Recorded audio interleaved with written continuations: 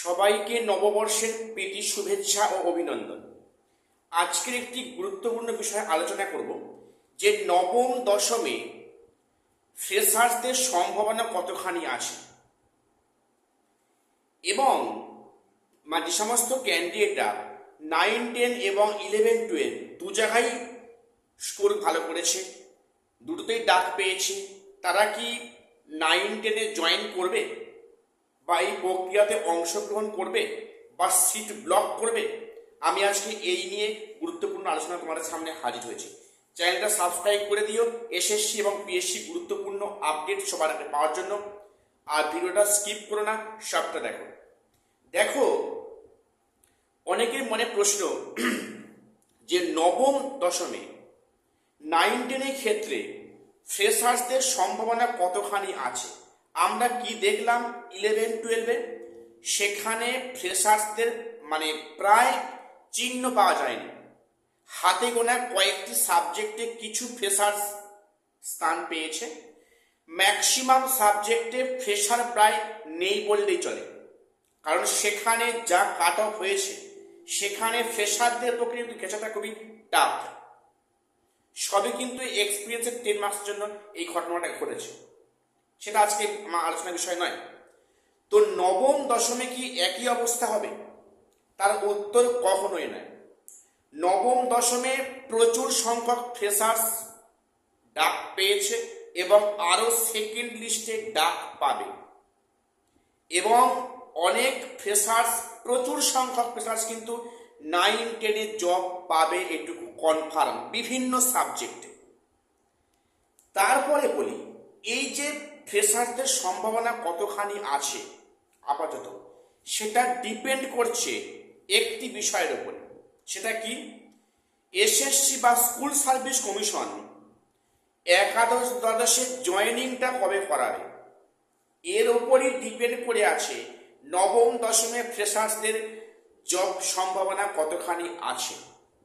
Depend করছে SSC কবে থেকে জয়েনিং প্রক্রিয়া শুরু করবে। আমি জয়েনিং নিয়ে পরে আসছি।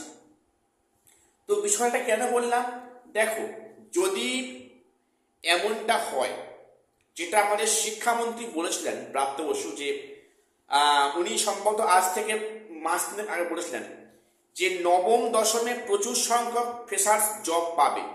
ওটা বলেছিলেন যখন সেই ফ্রেশাররা আন্দোলন করেছিল। তো সেখানে শিক্ষামন্ত্রী নিজে মুখে বলেছেন যে ফ্রেশার্সরা 9, 10-এ প্রচুর সংখ্যক ডাক পাবে। কেন? কারণটা কি না, সেখানে কমিশন একাদশ দ্বাদশের জয়েনিং প্রক্রিয়া সম্পন্ন করার পরে কিন্তু 9, 10-এ কাজে হাত দেবে। আচ্ছা, কিন্তু কি বাস্তবে সেটা হচ্ছে?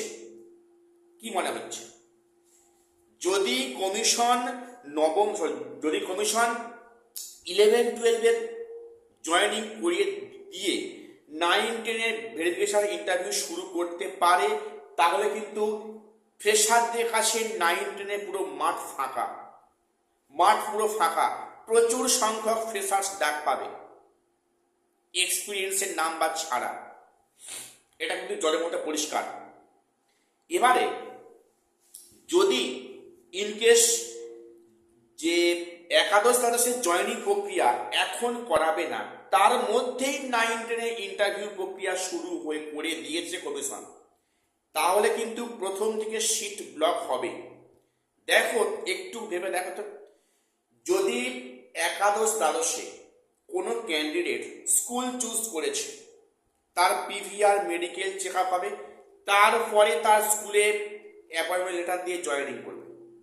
আজকালকার দিনে কেউ এত বোকাও নয় যে স্কুল চুজ করে সে দুটো পরীক্ষায় বসেও সে আরেকটা পরীক্ষাতে অংশগ্রহণ করবে না।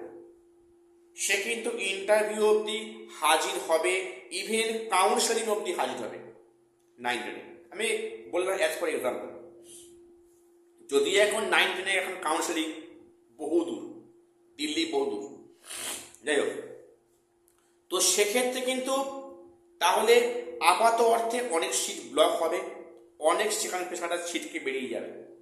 তবে যাই হোক না কেন, একটা বিষয় কিন্তু জলের মতো পরিষ্কার। সেটা কি?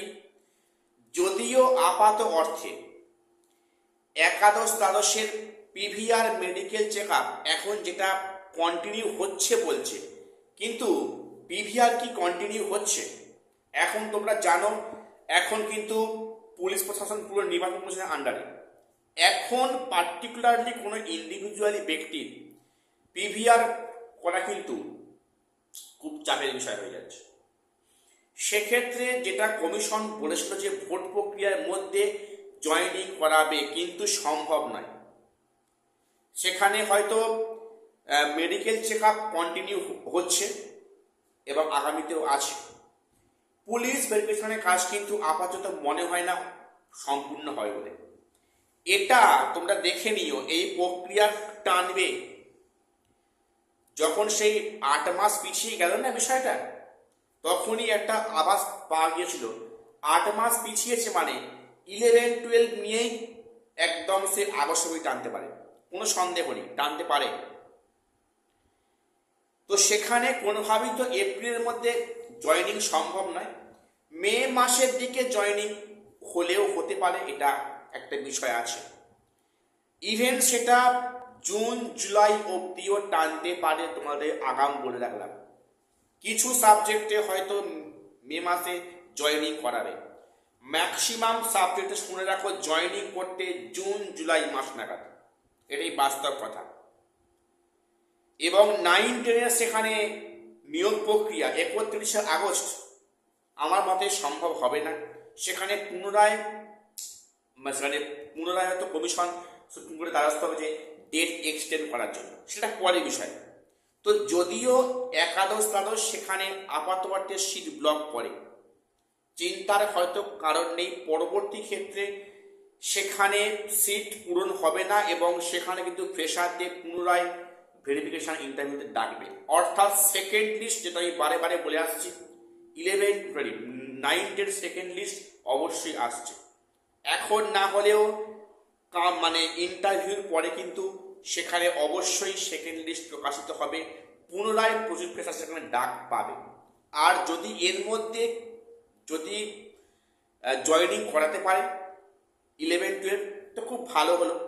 যদি এমনটাও হয় যে 11-12-এ যে সাবজেক্টে জয়েনিং করানো হয়ে যাচ্ছে সেই সাবজেক্টের 9-10 ইন্টারভিউ পরে হচ্ছে, এটা করালে হয়তো খুব ভালো হয়।